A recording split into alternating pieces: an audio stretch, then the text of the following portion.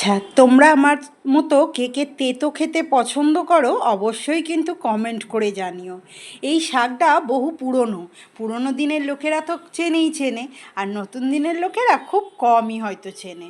এটার জন্য আমি নিয়েছি কিউব করে কেটে রাখা আলু, বেগুন, নিয়েছি রাঙালু, আর নিয়েছি ছোট ছোট বড়ি।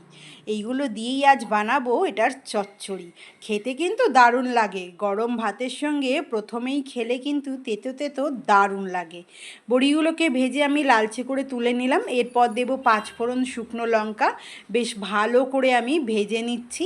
তারপরে দেবো ডুমো ডুমো করে কেটে রাখা আলু, রাঙালু আর বেগুনটা দিয়ে আমি বেশ ভালো করে একটু নাড়াচাড়া করে নেব ওই 5 থেকে 7 মিনিট। হাই ফ্লেমে আমি নাড়াচাড়া করে নিচ্ছি।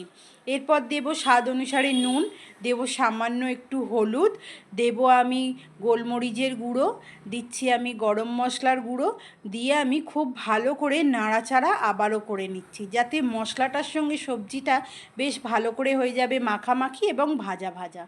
এরপর আমি দিয়ে দিচ্ছি সেই শাকগুলো। এই শাকগুলোকে আমরা ডিমে শাক বলে চিনি।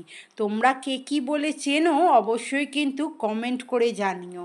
বেশ ভালো করে নাড়াচাড়া হয়ে গেলে অল্প করে দিয়ে দেব জল।